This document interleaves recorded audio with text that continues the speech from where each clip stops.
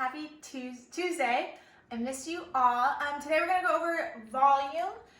It's going to be build on what we went over last week. So if you've not watched last week's videos, go back and watch them and then join us today. Also, I need you to, before you watch this video, download the worksheet for today. So if you need to pause this video, go download our worksheet titled 11.8 worksheet, because I'm going to do some problems with you and you can do them with me as we go.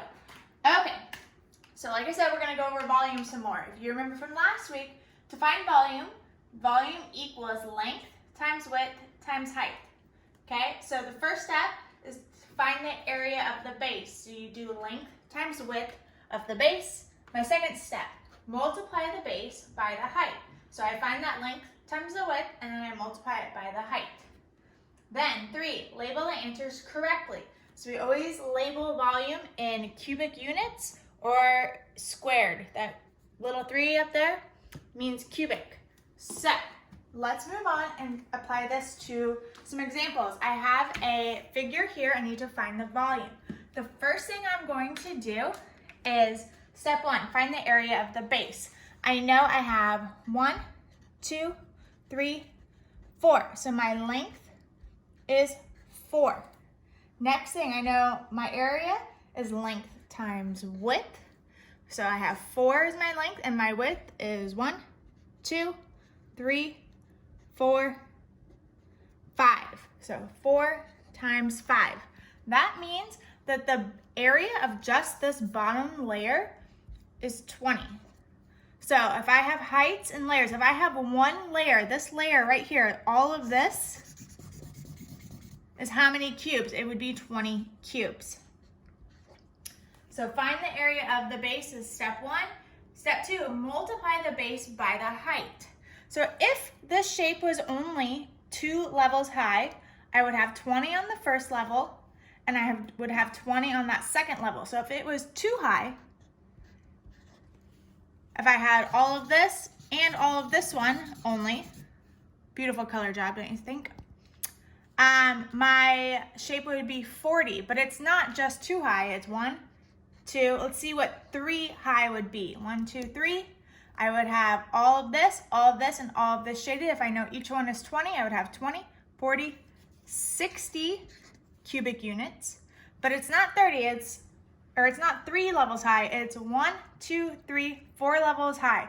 So 20, 40, 60, 80. All of this all together is 80 cubes. I also could use volume instead of adding it layer by layer. I could do length times width, which is 20. That's one level. And then at the end, I'm going to times that by the height.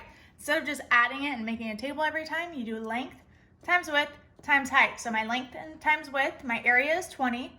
And then after that 20, I'm going to times that 20 by the height. I know the height is 1, 2, 3, 4 layers high. So 20 times 4, my volume is 80. Step 3, label the answer correctly. When I'm finding volume, my answer isn't just 80, it's 80, and then in this case, it doesn't tell me, I guess here it says cubic inches. So I'm gonna write cubic inches or 80 inches cubed, just like that. Okay, so let's come over here. I am going to go over this worksheet now.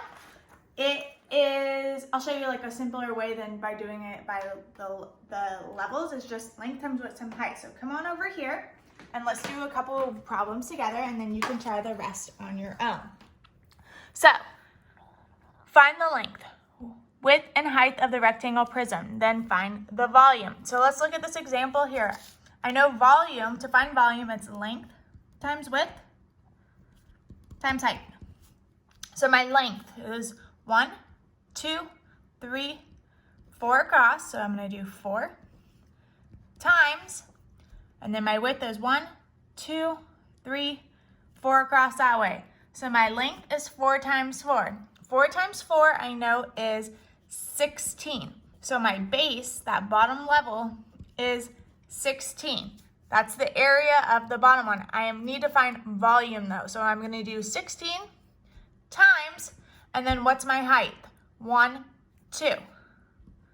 My height is 2, so 16 times 2 equals 32. 32, we'll say, it doesn't say what it is, so we'll say cubic, does it say inches? No, I'm just guessing. No, it doesn't say anything, don't just guess. Thank you, cameraman. Cubic, we'll say 32 cubed. Okay, so over here, I want you to write the length. What's my length? It's 4. What's my width? It's 4. What's my height? 2. Multiply these all together. 4 times 4, 16, times 2 equals 32. All right, let's move on to the next one. My length. Length times width times height. My length is 1, 2, 3, 4. My width is 1, 2, 3, 4. And then 4 times 4 I know is 16. So the area of this bottom layer is 16. And then I need to multiply it by 1, 2, 3 levels up. 16 times 3. So if I need to, I can do 16 times 3. 3 times 6 is 18. 3 times 1 is 3 plus 1, 48. So my volume is 48. So my length here is 4. My width is 4. And my height is 3. And all together, my volume is 48. I'm going to do one more with you guys on this page, and then I'm going to let you guys do the rest. So my length times width times height. My length is 1, 2, 3, 4. 4 times my width is 1, 2, 3 times 3. And then my height, 1, 2, 3, 4, 5. So I have 4 times 3 is 12. And then I need to multiply that by 5. 12 times 5 equals 60. So my length is 4, my width is 3, my height is 5, and my volume altogether is 60. The reason I want to do one more is I want to show you that the length and the width does not matter which number is which. If you think, let me start it over. Length times width times height. If you get it mixed up and you think the width or the length is this way, so you say the length 1 is 3, 1, 2, 3, and you say the width is 1, 2, 3, 4, and then we all know height is how high it is, so 1, 2, 3, 4, 5, whoops, times 5. It's the same answer. 3 times 4 is 12, times 5 equals 60. So it does not matter if you switch your length and your width up, you're gonna get the same answer. Because sometimes you don't know which one's length and which one's width. So you can switch them up, you get the same answer every time, and then your height is always how high the block is. So finish this worksheet. As always, the answers are at the bottom if you keep scrolling down from your worksheet. And then let's move on. So sometimes you'll get a box that looks like this. It's not all the way filled in. You don't need it all the way filled in to still get the volume. I want to find out how many blocks or how many unit cubes would fit in this box. What would the volume be of this box? It's the same thing. I do length times width times height. That's my equation for volume. So my length, how many cubes or how long is this box? It's 1, 2, 3 long. And what's the width? It's 1, 2 wide. And what is the height? How high is this box? It's 1, 2, 3, 4, 5 high. So if this box was filled with unit cubes, how many unit cubes would it take to fill it? So I know length times width, that's 6. And then I'm going to times that by 5. So if I were to fill this box all the way up with unit cubes, 30 of them would fit inside. So my volume is 30. It says create an expression to determine the volume of each box. So my expression or my equation would be 3 times 2 times 5, and all of that together equals 60. It's okay if you don't label it since it's not telling us a unit, but usually if they give us like in inches or in feet, we should be labeling it, but I'll let it go this time. So let's do a couple more together. Again, I'm not just counting the volume or how many blocks are, I'm counting how many blocks it would take to fill the entire rectangular prism. So again, I have length times width times height. I have a lot of problems. You see the next 2 pages are like this because next week your iReady lesson is a lot of problems like this, and I wanted to make sure you all get 100% on your iReady lesson next week because that's what I use for a grade. So I'm going to give you a lot of practice on these, on unit cubes filling a rectangular prism and finding out the volume. So let's do another one together. I have my length. Again, it does not matter if I think my length is this way or this way, because if I switch multiplication or numbers around, I still get the same answer. So my length is 1, 2, 3, 4, 5. 5 times my width, 1, 2, 3, 4 times 4. And then how tall is my height? My height, the amount of cubes or the amount of height that would fill this entire box would be 1, 2. So I have 5 times 4, which equals 20, times 2 equals 40. So my equation would be 5 times 4 times 2, and that means 40 unit cubes, 40 of these cubes would take 40 of them to fill this rectangular prism, okay? Let's do one more and then we can move on. I have my length times width times height. My length, 1, 2, 3, 4, 5. My width, 1, 2, 3 times 3 times, and then what's my height? I know there's 1 down below that I can't see because it's not just floating on nothing. So 1, 2, 3, 4, 5 times 5. So first I do length times width, which I know is 15, times 5. If I don't know off the top of my head, 5 times 5. 5 times 5 is 25, carry the 2. 5 times 1 is 5, plus 2 equals 75. So my volume is 75 unit cubes would fit inside of this box. Again, if I accidentally, or not accidentally, it doesn't matter. If I do length times width times height, and I think my length is this way, 1, 2, 3, and I think my width is this way, 1, 2, 3, 4, 5, and I think my height is still 5, that would still be 15. 3 times 5 is 15, times 5 equals 75. It doesn't matter your length and width if they get switched up.